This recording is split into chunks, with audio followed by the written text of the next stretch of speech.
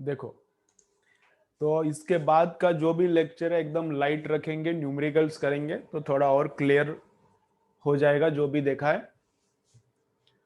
तो क्या क्या देखा है आज एक बार मैं रिवाइज करता हूं। तो फर्स्ट देखा, रॉड को भगाया and power dissipated, mechanical power dissipated is equal to electrical power produced. Mechanical power dissipated is how much, force into velocity. तो वेलोसिटी था उधर, फोर्स को we have to put B, force को we have to put I L B. Force को क्या put करने का, I L bar cross B bar, I L B sine of 90 आता है तो 1 होता है वो। तो F V is mechanical, F V is mechanical energy dissipated. Mechanical energy कितना डिसिपेट हुआ, खर्चा हुआ, mechanical power dissipated. And electric power कितना प्रोड्यूस हुआ, तो आई स्क्वायर आर। और दोनों केसेस में आई क्या प्रोड्यूस करने का, B L V, E M F है इतना, B L V divided by R. तो सेम आता है, देखा इतना बस, बाकी कुछ नहीं।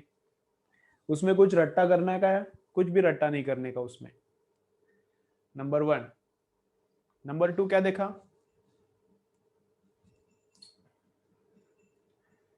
नंबर 2 क्या देखा, एलसी ऑसिलेशन। तो एलसी ऑसिलेशन में फ्रीक्वेंसी इतना ही रहता है, यही फ्रीक्वेंसी, यही एंगुलर फ्रीक्वेंसी रहता है। टाइम पीरियड निकालना है तो इसका उल्टा होता है। तो एक टाइम पीरियड में क्या होता है, फुल चार्ज निगेटिव चार्ज बनता है, वापस फुल चार्ज बनता है। कैपेसिटर के लिए एक टाइम पीरियड में फुल चार्ज है कैपेसिटर पे, जीरो बनता है, फिर निगेटिव बनता है, मतलब उल्टा हो जाता है चार्ज, और वापस से उतना ही बनता है, क्यू माइनस क्यू, फिर बनता है जीरो, फिर माइनस क्यू क्यू, फिर बनता है जीरो, और वापस से बनता है क्यू माइनस क्यू। तो फुल से निगेटिव फुल और फिर पॉजिटिव फुल तक आने के लिए जितना टाइम लगता है that is capital T. Charge जब फुल है, करंट जीरो है, तो इंडक्टर में एनर्जी जीरो है, कैपेसिटर में फुल है। थोड़े टाइम के बाद चार्ज जीरो होता है, मतलब कैपेसिटर का अंदर का एनर्जी जीरो होता है, और इंडक्टर के अंदर का करंट फुल होता है, मतलब इंडक्टर के अंदर वो पूरा एनर्जी जाता है। ठीक है। और T/8 टाइम पे, T/8 टाइम पे अगर इनिशियली कैपेसिटर पे फुल चार्ज है, तो T/8 टाइम के बाद कैपेसिटर पे चार्ज होता है Q0/√2, इंडक्टर में करंट होता है I0/√2, और दोनों का एनर्जी क्या होता है, सेम होता है। उतना ही याद रखो। देन इधर का रेजोनेंस मतलब क्या है, तो ये फर्स्ट लाइन है। रेजोनेंस क्या है बोलता है, रेजोनेंस पे ये दोनों इक्वल होता है तो Z मिनिमम बनता है, तो करंट मैक्सिमम बनता है, तो पावर भी मैक्सिमम बनता है। फेज डिफरेंस जीरो है। Actually circuit has all R, L and C, but circuit behaves as if circuit has only R.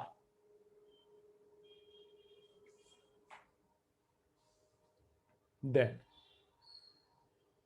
Power के लिए ग्राफ निकाला, पावर के लिए ग्राफ निकाला, तो at one particular frequency power becomes maximum. These are half power frequencies, so at these frequencies power becomes आधा आधा, half power बनता है। तो इनके बीच का डिफरेंस इज बैंडविड्थ। तो बैंडविड्थ का भी फॉर्मूला है, पूछ सकते हैं बैंडविड्थ डायरेक्टली, रट्टा मार के रखो। एग्जैक्टली क्या है क्वालिटी फैक्टर, कुछ समझने का जरूरत नहीं है, बता सकता हूं मैं, लेकिन कुछ समझने का जरूरत नहीं, और टाइम लगेगा और मोर कंफ्यूजन होगा। क्वालिटी अच्छा मतलब रेडियो का ट्यूनिंग अच्छा रहता है, रेडियो अच्छे से विदाउट खरखर खरखर किए अच्छे से उधर का वो जो स्टेशन है उसका साउंड प्रोड्यूस करेगा, वो मतलब अच्छे क्वालिटी का रेडियो, तो वही वही क्वालिटी फैक्टर है इधर। तो बैंडविड्थ पूछा तो ये फॉर्मूला, अगर क्वालिटी पूछा है तो ये फॉर्मूला, बीच का फ्रीक्वेंसी अपॉन ये डिफरेंस, ये याद रखो, ये याद रखो, या फिर ये याद रखो तो भी चलता है। ये किधर से आया, इधर से ही आया। Series resonance circuit is called acceptor circuit. ये सर्किट क्या करता है, एक फ्रीक्वेंसी को एक्सेप्ट करता है, बाकी किसी को एक्सेप्ट नहीं करता। तो रेडियो पे हम लोगों ने जो फ्रीक्वेंसी सेट किया है उसको ही एक्सेप्ट करेगा, मतलब वो फ्रीक्वेंसी है इसको ही एक्सेप्ट करेगा, बाकी फ्रीक्वेंसीज को एक्सेप्ट नहीं करता। तो जो फ्रीक्वेंसी सेट किया है उसी स्टेशन का गाना बजाएगा, बाकी स्टेशन रेडियो स्टेशन से जो भी गाना आ रहा है उसको नहीं बजाएगा। हो गया। किधर यूज होता है? टीवी एंड रेडियो रिसीवर में यूज होता है। ठीक है, सब क्लियर। और पावर का मैंने एक ही फॉर्मूला बोला था, अब ये अदर फॉर्मूले भी पावर का याद रखो। चलो क्लियर है। अभी 3-4 बार रिवाइज किया, आज का आज 3-4 बार रिवाइज किया मैंने। अब तो क्लियर है?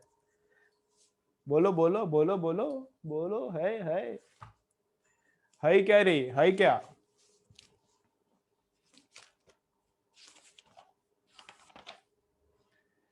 ठीक है, चलो। अब इसके बाद क्या करेंगे, थोड़ा सा इजी चैप्टर स्टार्ट करेंगे, वेव्स। इसके बाद क्या करेंगे, थोड़ा इजी चैप्टर स्टार्ट करेंगे, वेव्स। एंड फिर वेव्स के बाद देखते हैं क्या करने का, आगे देखेंगे। ठीक है, ऑप्टिक्स में भी स्कोर होता है तो शायद ऑप्टिक्स करेंगे। वेव्स भी बड़ा चैप्टर है, 2 न्यूमेरिकल्स आता है उस पे भी, 3 भी आ सकता है। तो वेव्स करेंगे उसके बाद, और एकदम सिंपल है वेव्स। उसके बाद ऑप्टिक्स देखेंगे या फिर रोटेशनल देखेंगे, जो भी है। चलो, तो थोड़े न्यूमेरिकल्स देखेंगे आज। देखो चलो क्या बोलता हूं मैं अभी।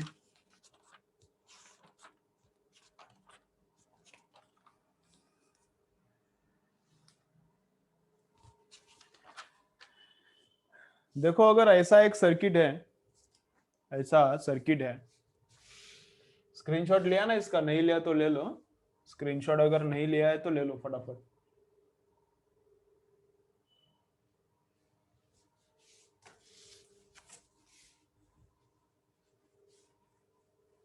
देशमुख समझ रहा है क्या रे, कैसा है? समझ रहा है क्या, नहीं समझ रहा?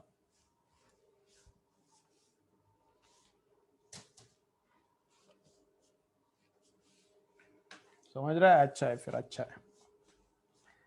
अब इसमें क्या है, थोड़ा टाइम कम है इसलिए फास्ट लेना पड़ रहा है, तो इसलिए थोड़ा कभी कभी ऐसा प्रॉब्लम आ सकता है।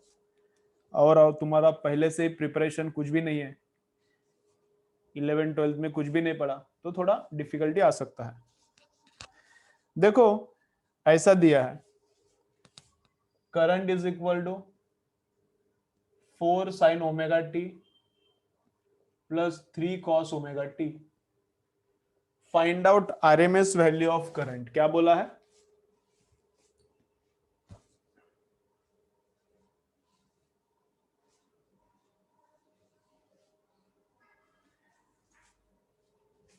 ये एनसीईआरटी का ही है, एनसीईआरटी खोल के देखो। एनसीईआरटी में इससे मैं जितना पढ़ा रहा हूं उससे कम ही होगा। और एनसीईआरटी मत पढ़ो फिजिक्स के लिए, कुछ फायदा नहीं होगा।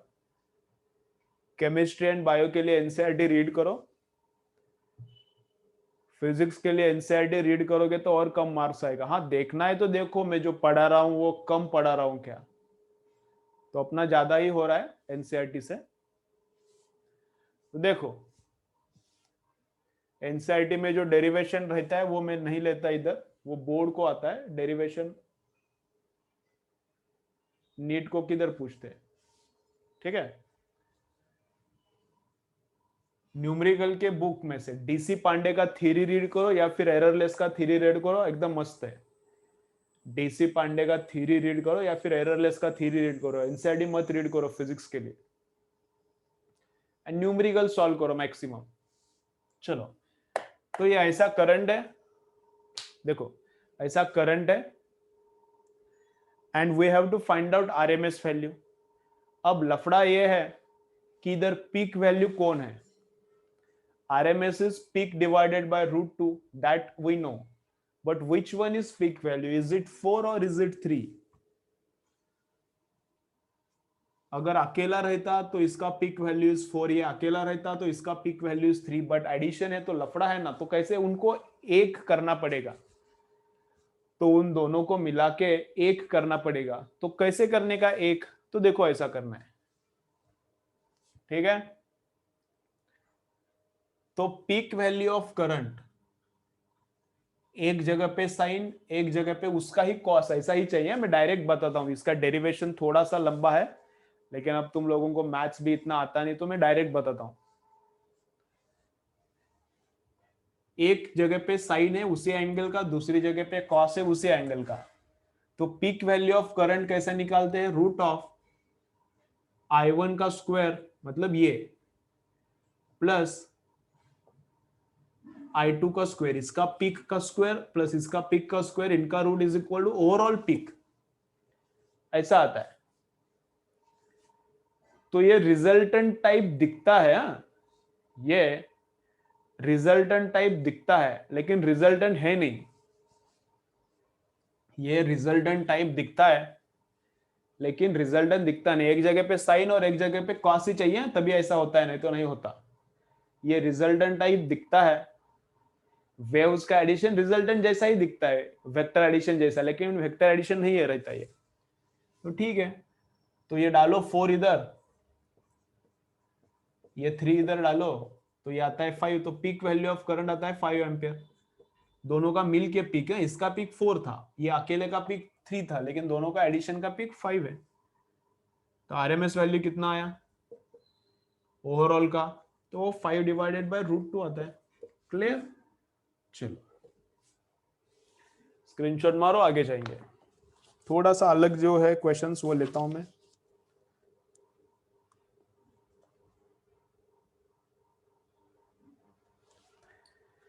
ठीक है, चलो एकदम ही सिंपल है, कुछ डिफिकल्ट नहीं है। क्या बोल रहे हो, देखो रेजिस्टेंस के across potential drop is 200 volt. Is it peak potential drop or is it RMS value of potential drop? That is not mentioned. Means what? If nothing is mentioned, then this is RMS value of potential drop. So resistance consumes 200 volts and across the inductor potential drop is 150 volt. Inductor इतना उड़ा रहा है,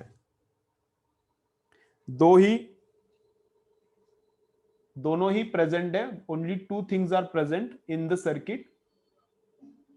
resistance is consuming 200, inductor is consuming 150। तो find out applied voltage, इतना ही बोला है, find out applied, कुछ भी नहीं बोला। अप्लाइड का आरएमएस फाइंड आउट करना है या पीक, कुछ भी नहीं बोला।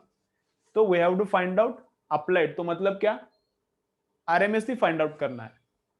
तो बोलो कितना आएगा, बोलो कितना आएगा। ये 200 खा रहा है, ये 150 खाता है, तो अप्लाइड कितना रहेगा, अप्लाइड कितना रहेगा, चलो बोलो। क्या फॉर्मूला है, सीरीज में है तो सीरीज में रिजल्टेंट अप्लाइड मतलब दोनों ने मिलके कितना खाया उतना ही अप्लाई किया रहता है। Applied is equal to consumed by 2।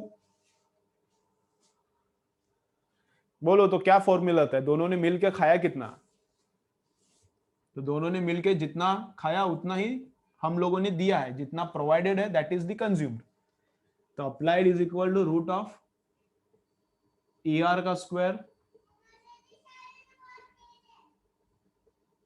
Plus E L minus E C का स्क्वायर। डालो, एक को भी नहीं आ रहा, कितना पढ़ाई कर रहे हो देखो, एक को भी नहीं आ रहा। तो ई आर कितना है 200 का स्क्वायर, ई एल माइनस ईसी कितना है, ईसी है ही नहीं, तो ये 150 का स्क्वायर आएगा बस। तो ये कितना आता है 250 आता है, करके देखो। तो 250 वोल्ट दोनों ने मिलके खाया, मतलब प्रोवाइडेड इज आल्सो 250। दो ही लोग हैं सर्किट में, तो प्रोवाइडेड इज आल्सो 250। स्क्रीनशॉट मारो।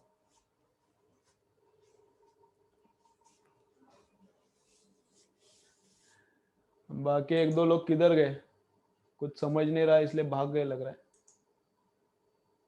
ठीक है, अच्छा है, अच्छा है।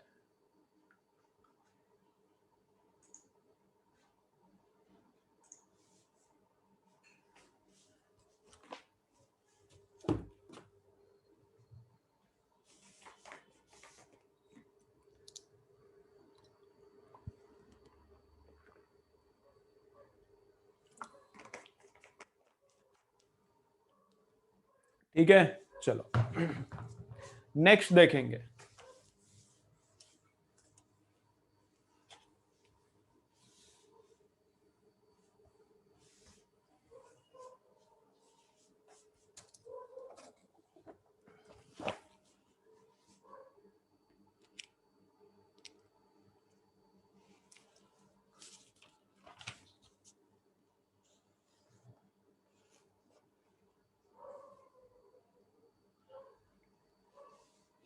देखो क्या बोल रहा है, in LCR series the voltage across L, C and R is 10 volt each. L, C, R. Voltage across each one is 10 volt, ऐसा बोल रहा है. If inductor is short circuited, if inductor is short circuited, then find out voltage across capacitor. Capacitor का across कितना voltage है ये find out करो. क्या समझ में आया? क्वेश्चन तो भी समझ में आ रहा है. क्या बोल रहा है? Inductor, capacitor and resistance all are consuming 10 volt each. ठीक है, अब क्या किया, इंडक्टर को शॉर्ट सर्किट किया. शॉर्ट सर्किट मतलब देखो इधर ऐसा ईएमएफ रहेगा, इंडक्टर को शॉर्ट सर्किट किया. नेक्स्ट केस में मतलब शॉर्ट सर्किट किया मतलब उसके अक्रॉस कंडक्टर लगा दिया. Short circuit means what? Across inductor conductor is applied.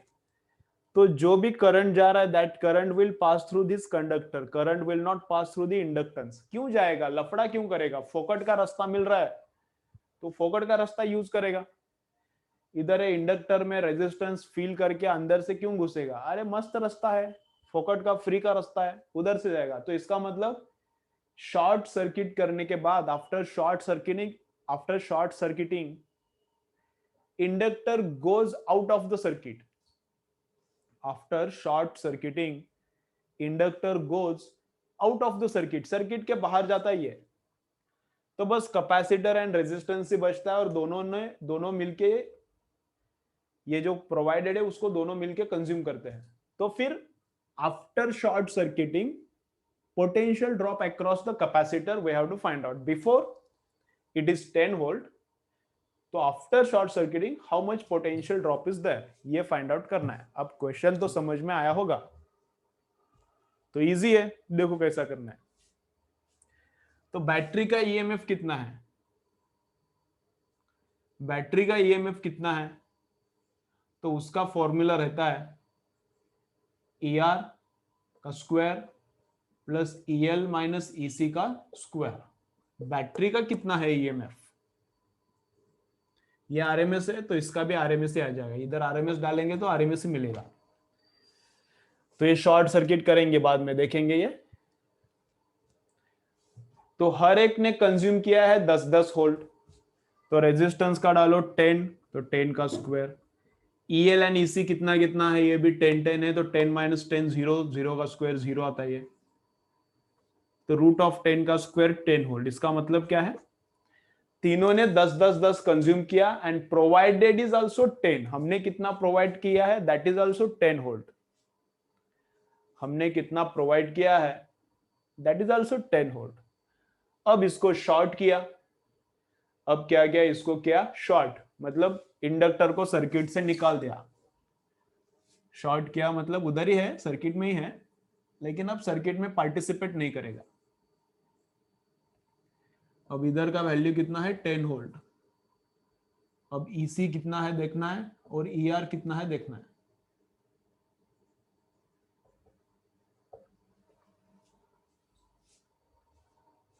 ठीक है, तो प्रोवाइडेड इज 10 और तीनों ने भी कितना खाया, 10 10 10 खाया। अब प्रोवाइडेड तो उतना ही रहेगा, वो किधर क्या चेंज होगा, लेकिन इंडक्टर को शॉर्ट सर्किट किया means inductor goes out of the circuit. इधर एक कंडक्टर लगाते, उधर ही रहता है, बाहर नहीं निकलते, लेकिन ऐसा सर्किट हो जाएगा, इफेक्टिवली ऐसा सर्किट हो जाएगा। तुम लोगों को दिखने के लिए अच्छा दिखेगा, इसलिए ऐसा किया। तो ठीक है, अब क्या, वापस फॉर्मूला लगाओ। अब वापस फॉर्मूला, तीनों का कंजम्पशन सेम क्यों है, तीनों ने सेम पोटेंशियल क्यों ड्रॉप किया है। इसका ड्रॉप क्या रहता है, I इंटू एक्सएल, इसका ड्रॉप I इंटू एक्ससी, इसका ड्रॉप I इंटू आर। अब तीनों में करंट सेम है, सीरीज में तो सेम ही रहता है हमेशा, तो तीनों का पोटेंशियल ड्रॉप सेम क्यों है, क्योंकि R is equal to X, C is equal to XL, तो तीनों इक्वल है, करंट तो सीरीज में ऑलवेज सेम रहता है। तो तीनों का ड्रॉप सेम क्यों है, क्योंकि R, एक्ससी एंड एक्सएल क्या है, सेम है। तो यहां पे भी एक्ससी एंड आर, अब वही का इधर है, वो उधर जो था वही इधर है, तो यहां का भी एक्ससी एंड यहां का भी आर क्या है, अभी सेम है। यहां का भी आर एंड यहां का भी एक्ससी क्या है, सेम है। तो इक्वल पोटेंशियल ड्रॉप होगा इसमें भी और उसमें भी, इसमें भी और इसमें भी क्या होगा, इक्वल पोटेंशियल ड्रॉप होगा। ठीक है, फिर वापस फॉर्मूला लगाओ, और EMF drop overall is equal to E R का square plus E L minus E C का स्क्वायर। अब ई एल है ही नहीं ना इधर, इंडक्टर तो है ही नहीं, तो ये कितना है, 10 है, रूट ऑफ। अब कैपेसिटर के अक्रॉस का potential drop we have to find out, तो ये ईसी का स्क्वायर इधर से आएगा, माइनस का स्क्वायर प्लस आता है, और ई प्लस ई आर का स्क्वायर प्लस ई आर का square, but E R and EC both are same.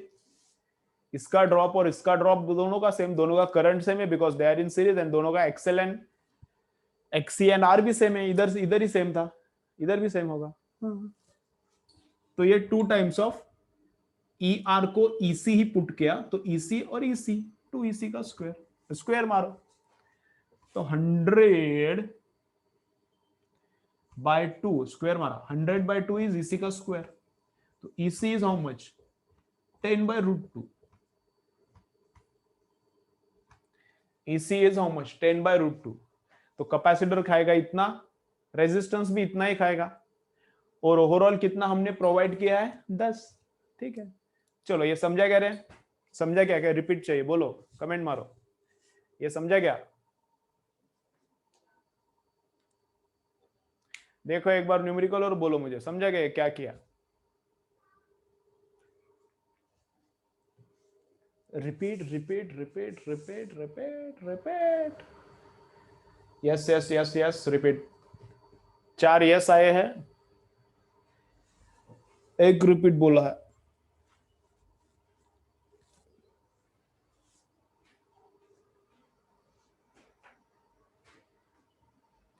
ठीक है, देखो तो फटाफट एक बार मैं रिपीट करता हूं, देखो potential drop of each one is 10। अब सीरीज में है तो करंट तो सेम वैसे भी रहता है। अब पोटेंशियल ड्रॉप सेम है, why, because XL XC and R they are equal. ठीक है, अब दीज वैल्यूज यहां पे पुट किया, and after that I got E is equal to 10 volt, मतलब ये इनका रिजल्टेंट मतलब क्या रहता है, प्रोवाइडेड रहता है, तो इधर का इनका रिजल्टेंट मतलब प्रोवाइडेड, तो प्रोवाइडेड है 10 वोल्ट, बैटरी 10 का है, आरएमएस वैल्यू, इधर आरएमएस डाला तो ये भी आरएमएस से मिलता है, आरएमएस वैल्यू। अब इन दोनों ने कितना कितना खाया, सेम सेम खाएगा अभी भी, क्योंकि आई सेम है और एक्स सी एंड आर वो भी सेम है, इधर से पता चलता था। तो provided is equal to resultant. अब ई आर और ईसी सेम है, तो इक्वल किया, ईसी का स्क्वायर और इधर है कि ईसी का स्क्वायर, तो 2 ईसी का स्क्वायर आ गया। तो कैपेसिटर कितना खाता है, 10 बाय रूट 2।